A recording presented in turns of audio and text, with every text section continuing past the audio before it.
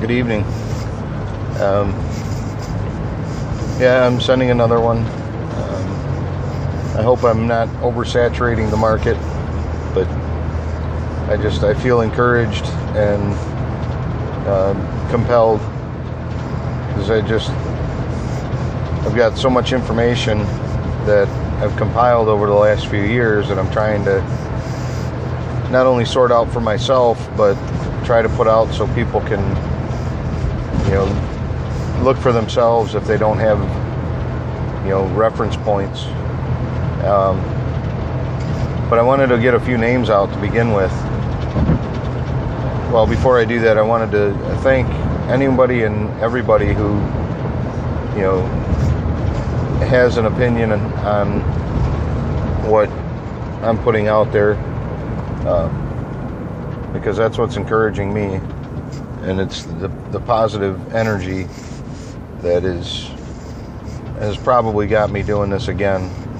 But anyhow, a few of the researchers' names that I'd like to get out there, one of course being David Icke, who seems to be, at this point almost the godfather of the conspiracy research.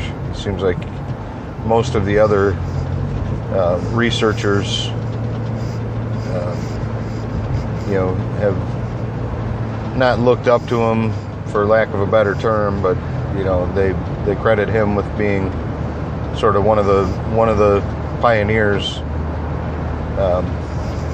But a friend of mine who I recently met on Instagram, a brother from the family of light, he's enlightened me to a lot of the fine details of some of the things that we're facing, and I didn't ask his permission to give out his information, so I'm not going to here. However, he knows who he is if he sees this.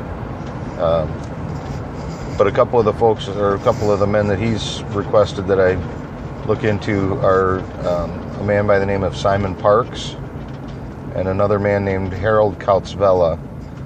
That would be Kautzvela, 2 words. Harold Kautzvela.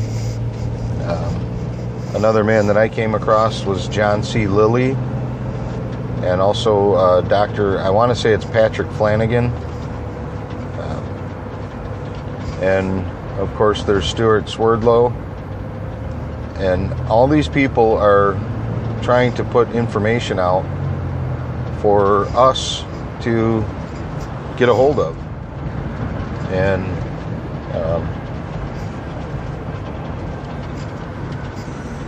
because it's extremely important that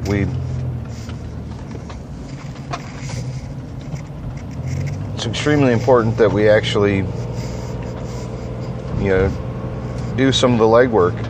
These men and women that are out there, they've done a nearly impossible task, and I see just on some of the things that I'm seeing on the social media that these people have done an incredible job. For instance, the chemtrails that we talk about and that we're so concerned about, which rightly so. These chemtrails are a key component to the Hidden Hands agenda. And I think a lot of the information that's being put out is almost like a misdirection play in football, where they get everybody going in one direction, and while they're trying to run the ball in the opposite direction. I think a lot of the things like the Agenda 21 and culling the population, and the GMOs and the fluorides and the scare that they put into population control and the martial law and FEMA camps and all this stuff, I'm learning and I'm believing that it's only there to help to propagate the fear, because the fear is what they need. They need the fear to survive. And now I'm getting different accounts of which entities these are, what type of entities, and the names, and suffice it to say that there's definitely otherworldly forces that are at play here, and the otherworldly forces that we're dealing with are on the vibrational frequency level. They travel interdimensionally or extra-dimensionally, interdimensionally, but there are also some that travel terrestrially. They travel in ships. But the ones who are really controlling things are the ones that are on or have the ability to travel interdimensionally, and they feed off of the low vibration frequencies. And so a lot of the epiphanies that we're coming out with, I think, are designed specifically to manufacture, create, perpetuate the fear. And so if we can recognize that, then we can understand that the materials being sprayed in the chemtrails, we're looking at it on the surface, so to speak, no pun intended, but we're looking at the makeup of the trails, and we're looking at the makeup of what's in the sprays, the aerosols that they're spraying. The aluminum, the barium, the strontium, the RFID chips, the lithium, but what we're finding, or what some of these researchers are finding, is that there's something even more sinister. I was just listening to Harold Kautzvella, and he was talking about some of the things that they're putting into the chemtrails that are virtually undetectable. And once they're ingested into the human vehicle, these chemtrails manifest into almost fungus-like type structures that have the ability to translate or transmit and receive information. And there's nothing on our planet or in our scientific record that can explain this. And so it only leads to one direction, because we have no reference point for a fungus type structure that has one crystalline eye and one regular eye. And trust me when I tell you that this all sounds so far outside the norm, but if you stop and think about it, that would be the perfect way to hide it. You make it sound so ridiculous that nobody would ever believe it. It's all just fantasy. But it's not. This shit is real. And we're all on the path together, and we've got to come together. We've got to be open-minded enough to rather than ridicule each other for sounding sort of mental, or being so steadfast in what we resonate as truth for ourselves, that we completely dismiss something that somebody else says. We have to be open-minded enough to consider what they're saying.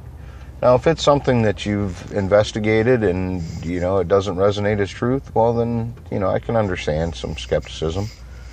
But we're talking about things that are beyond human capability. We're talking about things that we, as the entities we were before we got here, we made the decision to come because we knew before we decided to come here that what we were facing and what we were going to be getting into. A lot of people still hold steadfastly to religion, and they hold steadfastly to science, and they hold steadfastly to neither one. And what we're facing is so far beyond that. That's like little kids fighting over toys in the sandbox when we're faced with an invasion of the entire playground. And we, as the family of light, which, if anybody comes across this and they have any insight into the family of light or any information on how to, I've begun meditating to try to investigate on how we can reconnect with that infinite awareness we were before we entered this vehicle. Because as soon as we enter the body, we forgot what our mission was. We forgot the contract that we signed before we came in. And I personally would like to make the attempt at trying to reawaken that, because I feel the importance of being on the level that battle needs to be fought on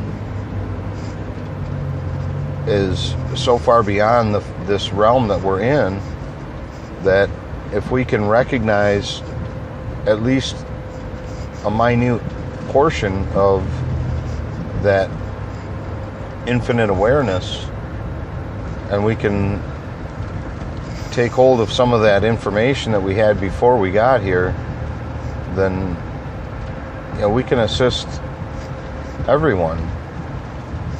And even those who are still so close-minded that they wouldn't even consider anything that we're talking about.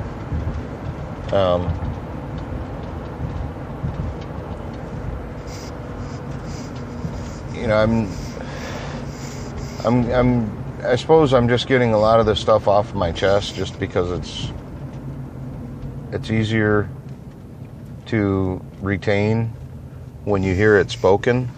Well, at least for me it is. And so I'm speaking it and just hoping that people will resonate with it. And just from some of the activity that I've seen just in the last couple of days, I feel like I'm inundating the tube with so much minutia, but it's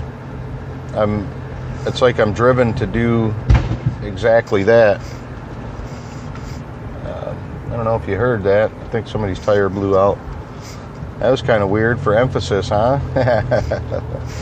All right, everyone. Well, whoever sees this and whoever gets a hold of it, I hope it helps, and I appreciate your time. Thank you.